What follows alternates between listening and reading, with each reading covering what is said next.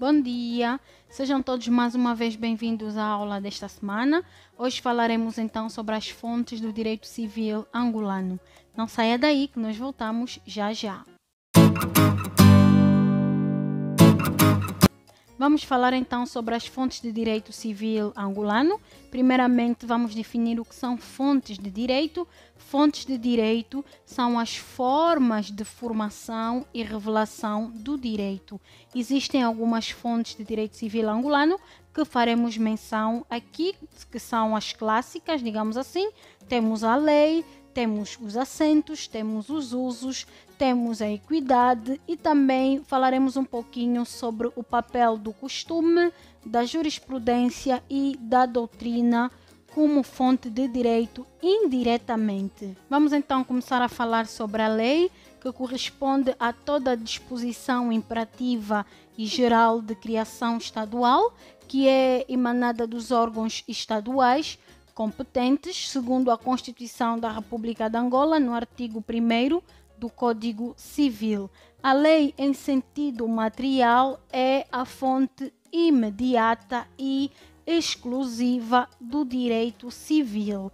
Depois temos os assentos do Tribunal Pleno. Estes assentos são proferidos em recurso para o mesmo tribunal, ou seja, quando há dois órgãos do Supremo Tribunal de Justiça que, relativamente à mesma questão de direito, tenham estabelecido relações diametralmente opostas e se tais acórdãos foram proferidos no domínio da mesma legislação, então uma das partes que não se conforme pode recorrer para o Tribunal Pleno para que se emita um assento, segundo o artigo 2 do Código Civil. Depois temos os usos, a ele se refere então ao artigo 3º do Código Civil, em que só valem quando a lei assim o determinar.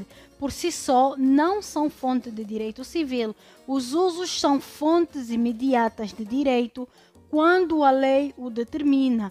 Tratam-se das práticas ou usos de facto, conforme aos princípios ou ao princípio da boa-fé, como podem constatar nos artigos 3º, 227, 239, 437, 762 do Código Civil. São importantes os usos, neste caso, no domínio do tráfico jurídico e no comércio. Vamos falar um pouco sobre a equidade. Segundo o artigo 4º do Código Civil, podem ainda os tribunais decidir os casos que lhes sejam presentes segundo o princípio da equidade ou igualdade. A equidade só é também admitida quando haja uma disposição legal que o permita e quando ainda as partes assim o convencionarem.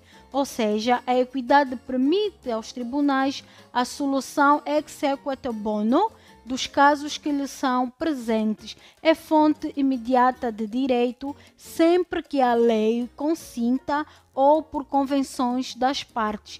Não é fonte de direito, digamos assim, conforme nos mencionam então os artigos 4º, 762, 227, 437, 498 e 339 do Código Civil. Vamos falar um pouco sobre o costume.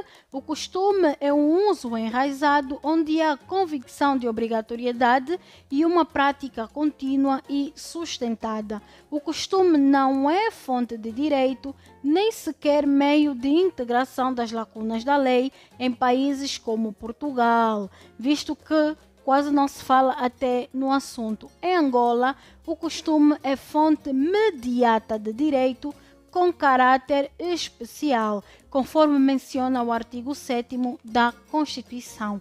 Vamos falar um pouquinho da jurisprudência, doutrina compreendida no conteúdo das decisões dos tribunais que não são fonte de direito, apesar do caráter concretizador da atividade de juiz, pois os resultados a que o julgador chegar ou o juiz chegar só têm força vinculativa para o caso concreto a ser decidido. No entanto, a jurisprudência tem um grande peso na formação de correntes jurisprudenciais. Atenção, não é fonte de direito. Vamos falar também um pouco da doutrina, não é? Que nem sequer aparece no nosso Código Civil. A doutrina, então, corresponde a princípios de direitos relevados por normas, conferências, debates que influenciam as orientações dos juízes, opiniões de jurisconsultos, análises de direito, sugestões ao legislador de como deve legislar.